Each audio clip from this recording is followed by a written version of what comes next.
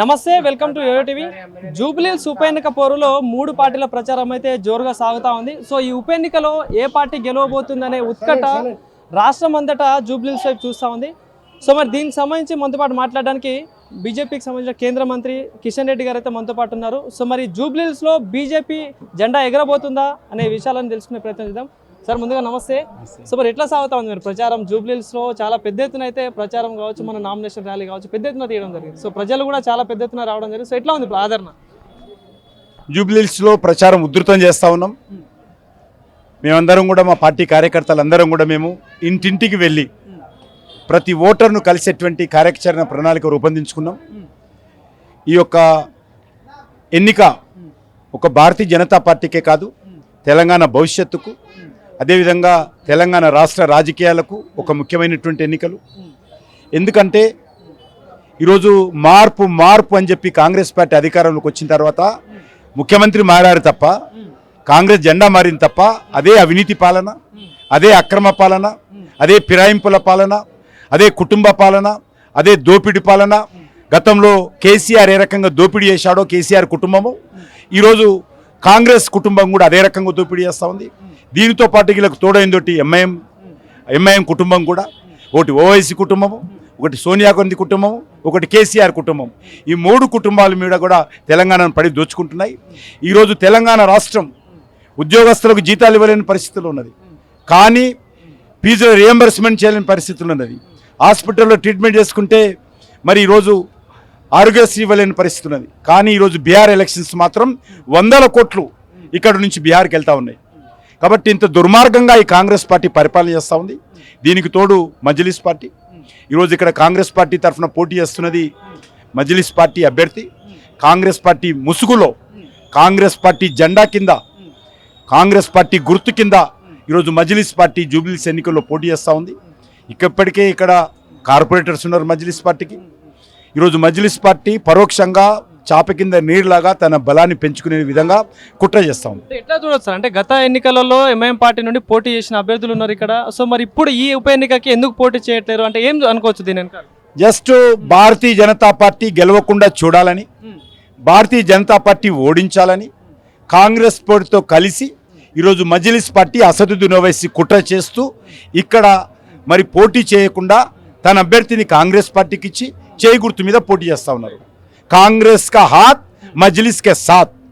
అంటే ఒక పక్క బీఆర్ఎస్ పార్టీ 10 ఏళ్లలో మేము అభివృద్ధి చేసినామని చెప్పేసి వాళ్ళకి సంబంధించిన హామీలు వాళ్ళు చెప్తా ఉన్నారు. కాంగ్రెస్ పార్టీ 2 ఏళ్లలో 6 గ్యారెంటీలని వాళ్ళు చెప్తా ఉన్నారు. సో ఏంటి, ప్రజలు నిజంగా ఈ పథకాలను అందుతున్నాయా? ప్రజల్లో కనిపిస్తా ఉన్నాయంటే ఏం చెప్తారు? నేను కేసీఆర్కు సవాల్ చేస్తా ఉన్నాను.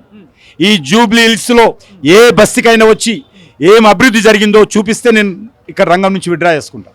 ఈ బస్తీలలో వచ్చి చెప్పమనండి. 10 సంవత్సరాలు ముఖ్యమంత్రిగా ఉన్నావు కదా, మీ ఇంటికి ఈరోజు 2 కిలోమీటర్ల దూరం ఉంది కదా జూబ్లీహిల్స్. మరి ఇక్కడ ఏం అభివృద్ధి జరిగిందో కేసీఆర్ చూపించాలా.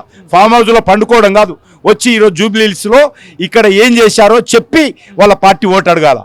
సో అంటే రాష్ట్రంలో ఏదైతే గత 2-3 రోజులుగా జరిగిన ఆ సంఘటన ఎట్లా చూడొచ్చు? ఒక పక్క ఉప ఎన్నిక జరుగుతూ ఉంటే రాష్ట్రంలో గన్ కల్చర్ నడుస్తూ ఉంది. సో అంటే ఒక గోరక్షకుడిపై దాడి చేశారు. ఎట్లా చూడొచ్చు సార్ ఈ అంశాన్ని? ఇది పూర్తిగా కాంగ్రెస్ పార్టీ దివాలా కోరుతనానికి, మజ్లిస్ పార్టీ దౌర్జన్యానికి పరాకాష్ఠగా ఈరోజు హైదరాబాద్, తెలంగాణ ఏర్పడింది. ఇక్కడ మజ్లిస్ పార్టీ సమర్థతతో ఇక్కడ మాఫియాలు, రౌడీలు, గూండాలు తుపాకులు పట్టుకొని పోలీసులను చంపుతా ఉన్నారు, తుపాకులను పట్టుకొని గోరక్షకుల మీద కాల్పులు జరుపుతూ ఉన్నారు, తుపాకులు పట్టుకొని భయపెట్టిస్తూ ఉన్నారు. అక్రమంగా మరి ఈరోజు గోహత్య నిషేధ చట్టం ఉన్నప్పటికీ కూడా దాన్ని పూర్తిగా వైలేట్ చేస్తూ గోవులను అన్యాయంగా, అక్రమంగా ఈరోజు ఇతర ప్రాంతాలకు తరలిస్తున్నారు, కబేలాలకు తరలిస్తున్నారు. దీనిని మరి అడ్డుకునేటువంటి గోరక్షకుల పైన మరి కాంగ్రెస్ పార్టీ అండతో, పోలీసుల అండతో ఈరోజు మజ్లిస్ పార్టీ గుండాలు పెట్టేయకపోతా ఉన్నారు. ఫైనల్గా ఏం చెప్తారు మరి? జూబ్లీహిల్స్ పోరులో బీజేపీ పార్టీ అభ్యర్థికి ఎందుకు ఓటేయాలి? అంటే ఎందుకు ఓటేయాలంటే ఏం చెప్తారు? ఈరోజు జూబ్లీహిల్స్ మనం రక్షించుకోవాలి. ఇది ఒక మరి పాత పట్టణంగా కాకూడదు. ఇక్కడ కూకట్పల్లి ఉంది పక్కకు, అది డెవలప్మెంట్ అయింది. ఇటు సైడ్ షేర్లింగపల్లి అసెంబ్లీ ఉంది, అది డెవలప్మెంట్ అయింది. ఇటు సైడ్ ఖైరతాబాద్ ఉంది, డెవలప్మెంట్ అయింది. ఇటు సనత్ నగర్ ఉంది, డెవలప్మెంట్ అయింది. మరి మధ్యలో ఎందుకు జూబ్లీహిల్స్ డెవలప్మెంట్ కాలేదు? దీనికి బాధ్యత ఎవరు? ఎందుకు వెనక వేయబడ్డది జూబ్లీహిల్స్? ఎందుకు వెనకబడిపోయింది జూబ్లీహిల్స్? దీనికి కాంగ్రెస్ పార్టీ మరి గతం 10 సంవత్సరాలు కాంగ్రెస్ పార్టీ గతంలో పరిపాలించింది, ఆ తర్వాత 10 సంవత్సరాలు టీఆర్ఎస్ పరిపాలించింది, ఇప్పుడు 2 సంవత్సరాలుగా మళ్ళీ కాంగ్రెస్ పార్టీ పరిపాలిస్తుంది. ఈ 2 పార్టీలదే బాధ్యత, దానికి తోడు మజ్లిస్ పార్టీ. కాబట్టి ఇక్కడ ఈ జూబ్లీహిల్స్ రక్షించాలి. Save Jubilee Hills, support BJP, elect BJP. చివరిగా ఒకటే ప్రశ్న సార్, పేరుకే జూబ్లీహిల్స్ అని పేరు కానీ మాక్సిమం ఇక్కడ స్లమ్ సంబంధించిన వాళ్ళు కాదు, పేదవాళ్ళే చాలా మంది ఉంటారు. సో వర్షాలు పడ్డప్పుడు కానీ డ్రైనేజ్ విషయంలో, వర్షం విషయంలో చాలా సమస్యలు బయటకు వస్తాయి. సో ఎందుకు మరి ప్రభుత్వాలు వీటిపై ఇలాంటి చర్యలు తీసుకోవట్లేదు ఏంటి? ఇది 10 సంవత్సరాలు కేసీఆర్, 2 సంవత్సరాలు ముఖ్యమంత్రి.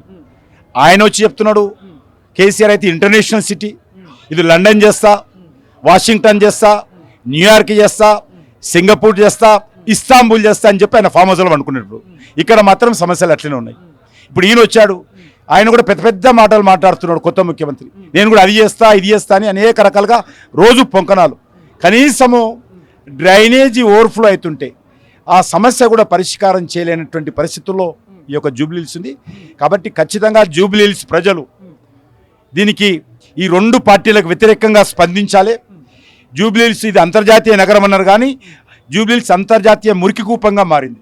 చివరిగా ఒకటే ప్రశ్న సార్, అటు ఇప్పుడు దాదాపుగా 2-3 రోజుల నుండి వైరల్ అవుతా ఉంది. అటు బీఆర్ఎస్ పార్టీ ఏమో కాంగ్రెస్ బీజేపీ ఒకటే ఉంటా ఉంది, కాంగ్రెస్ పార్టీ బీఆర్ఎస్ బీజేపీ ఒకటే ఉంటుంది. ఏంటి దీనిపై ఎట్లా స్పందిస్తారు? కరెక్టు, బీఆర్ఎస్ కాంగ్రెస్ ఒకటే, బీజేపీ కాంగ్రెస్, బీజేపీ బీఆర్ఎస్ కాదు, ఈ 2 పార్టీలు ఒకటే. ఎందుకంటే బీఆర్ఎస్ అధికారంలో ఉన్నప్పుడు కాంగ్రెస్ గెలిచిన ఎమ్మెల్యేలందరూ కూడా బీఆర్ఎస్లో చేరారు. ఇప్పుడు కాంగ్రెస్ పార్టీ అధికారంలోకి వచ్చిన తర్వాత బీఆర్ఎస్ ఎమ్మెల్యేలందరూ కూడా కాంగ్రెస్ పార్టీలు చేరుతున్నారు. గతంలో కేసీఆర్ కాంగ్రెస్ పార్టీ కేంద్ర మంత్రివర్గంలో మంత్రిగా పనిచేశాడు. ఇక్కడ రాజశేఖర రెడ్డి గారు కాంగ్రెస్ గవర్నమెంట్ ఉంటే అప్పుడు బీఆర్ఎస్ ఎమ్మెల్యేలు మంత్రులుగా చేశారు.